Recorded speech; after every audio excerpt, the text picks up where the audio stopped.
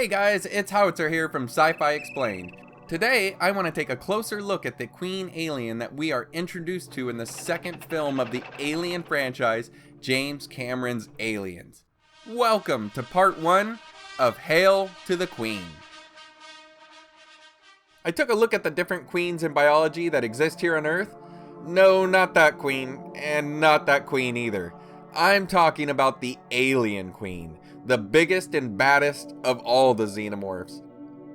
It's not a common occurrence in nature, but when we do see colonies of creatures being ruled by a queen, I can't help but see some things that may have influenced the design and the behaviors of our favorite horror icon. Before you watch, I know there is a contingent of Alien fans out there that dislike the bug-like nature of the xenomorph that we see in Aliens and later films in the franchise. But there are some fun and interesting similarities that we can find in creatures here on Earth and the aliens, queen and drone alike. They just happen to be bugs.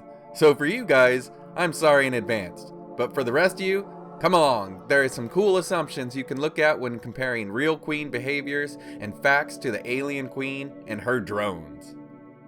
When you are describing the relationship in a hive with a queen and her offspring, the term you're looking for here is called eusociality. Now, eusociality is considered to be the highest level of organization in animal society. It's defined by a cooperation and care of the young, having overlapping generations of ages in the group, and a breaking up of chores and responsibilities. We see this practice in use in a few different creatures: ants, bees, wasps, termites, 2 types of mole rat, and even some shrimp. Now, the ones we're going to focus on today are going to be the ants, bees, and wasps, as I believe those are a little closer to our pal the xenomorph. In each case, there is a ruling queen, sometimes more than one, but usually there can be only one. You then have a group of fertilizing males, daughters of the queen that act like her attendants, warriors who guard the nest, and then the workers who do everything else. In some cases, the queen is created on purpose, and in other cases, they just happen naturally. When queens are made naturally, you can end up with multiple queens. In most of these cases, either the queen or her subjects will just kill the other queens off. Some honeybee queens will not allow any competition, and she will sting her new sister to death as soon as it hatches. Talk about sibling rivalry.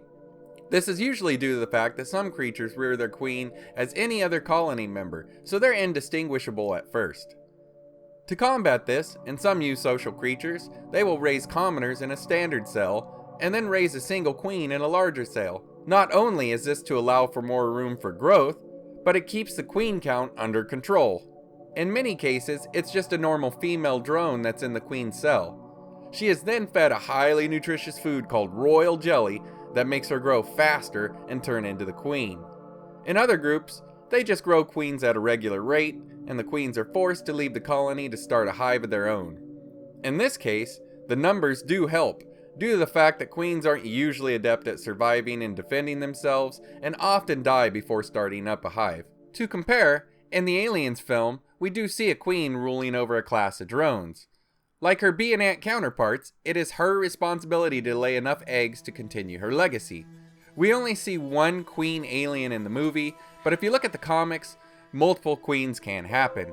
In the comic Aliens Genocide, a second queen is created when the hive is disturbed and the drones believe the queen to be dead. They then create a new one and move her off to form a new hive. This also shows that aliens can make a new queen when needed, just like some of our earthbound creatures. We also see that royal jelly is referenced in the comics, having an almost steroid effect on the humans that ingest it. The jelly acts in a similar way with the queen, giving her that extra oomph she needs to grow into a queen. In another similarity with the ants, the drone aliens could also create their own eggs, but it's a much slower process than the egg laying of the queen. One aspect that I thought was interesting with some eusocial colonies is the use of pheromones by the queen in order to exert control and to relay commands throughout the hive. The most well-studied queen pheromone system in social insects is that of the honeybee, Apis mellifera. Here, the queens have glands in their mandibles that can produce 5 different compounds that she can use to control the hive.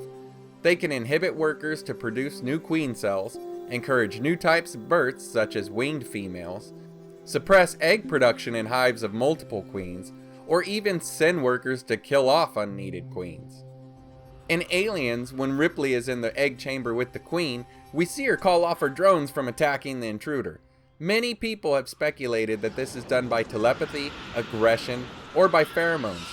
The comics say that the queens can use telepathy. If we look at the queens here on Earth, then we can add the possibility that the queen may be using pheromones to control her drones. When housing a queen, a hive or a nest is needed. The queen, in most cases, will not lead the hive or the nest, so the colony is responsible for maintaining itself. With ants, they will build large underground nests to house their queen. This will consist of the top part, or mound, that usually consists of small tubes connecting down to the nest, not only for access, but for proper ventilation and temperature control. Below that are many rooms and chambers, used for storage, rearing the young, general living quarters, and for housing the queen. The workers will also use pheromones to let other ants know where to build. With bees and wasps, a queen will inherit or strike out on her own to create a nest. She'll start the nest off herself, with workers joining in later to help with the build. Instead of ants, that primarily use dirt and some saliva in nest building, bees and wasps will use saliva and wood fibers to make a pulp to build their nests.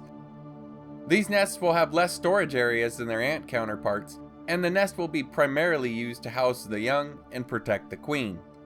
Alien drones also create their hive using a secretion from the mouth.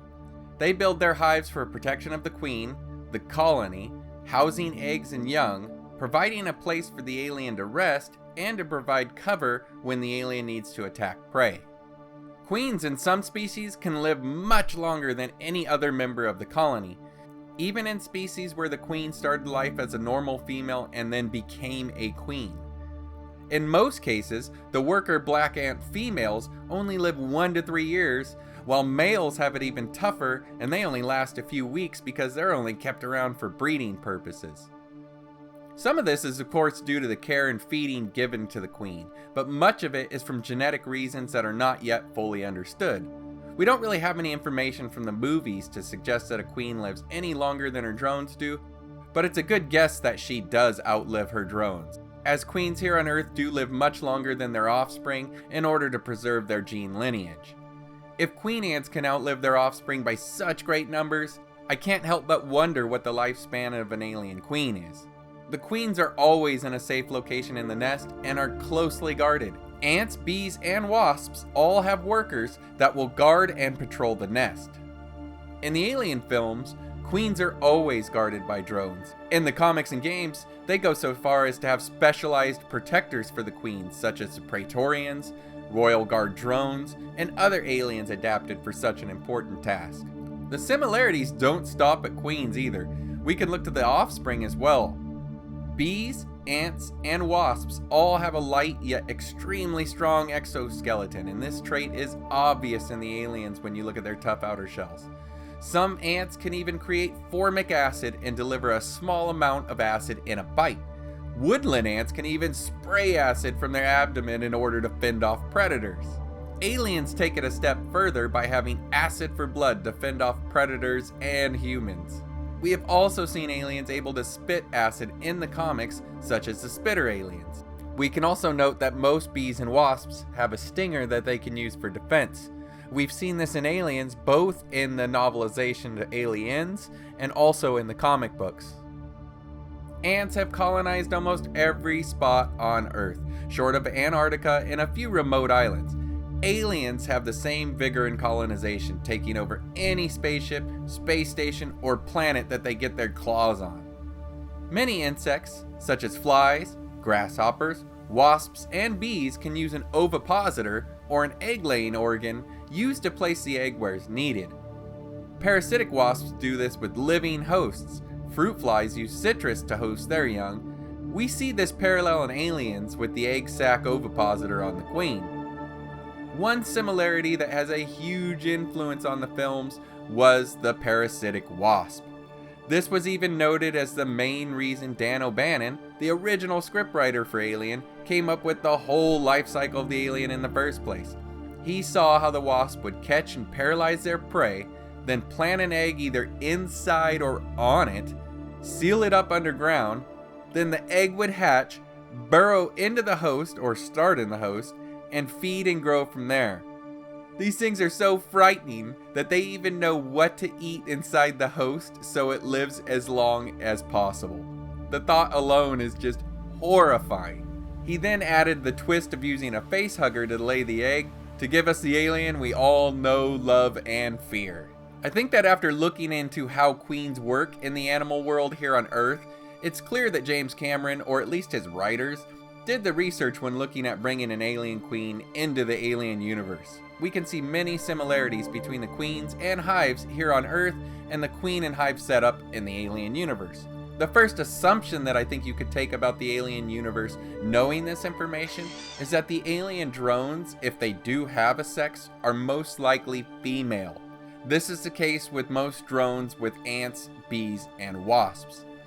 One other thing that I'd like to note here is that the alien in the first movie, Big Chap, seemed more alien to me. And I mean alien by not of this Earth. But in Aliens, in the later movies, it seems that the xenomorph are more insect-like. That's just an observation, but I wanted to make sure that the people who hate the idea of aliens in later movies making them act like ants know that I don't include the first film in that analogy. I'd also note that the Xeno variant we see in the Alien Covenant trailer looks and seems to act a lot more like later aliens in the series, more primal and acting on sheer instinct, whereas Big Chap would hide and ambush you. The only question now that I think remains is, where does the Queen stand today? And what I mean by this is that I know that the Alien Queen is known canon, but whose canon are you talking about? It was James Cameron that brought us the Queen, not Ridley Scott. He had a totally different version of the life cycle of the alien. Recently, Ridley had writers put him together an alien encyclopedia of sorts to set the rules of the franchise going forward. The only question now that I think remains is, where does the Alien Queen stand today? What I mean by that is that I know the Alien Queen, of course, is in canon, but whose canon are we talking about? Canon can definitely be subjective. Just take a look at the comment sections on any of these videos and you'll see that everyone has different ideas about what they accept into canon, and I'm not sure that James Cameron or Ridley Scott are any different. It was James Cameron who brought us the Alien Queen, not Ridley Scott. Now, I'm not saying that the Queen is going to disappear, not at all, but if and when we have any mention of an Alien Queen later in the prequels, I'm sure that Ridley's going to end up putting his own spin on it. We most likely won't get to see this Alien Encyclopedia book, so only time and more prequels will tell. Now, I've got more to say on the topic, but that'll have to wait for next time, with part 2 of Hail to the Queen, Ridley Scott versus the Alien Queen. Thanks for watching. I'll see you next time.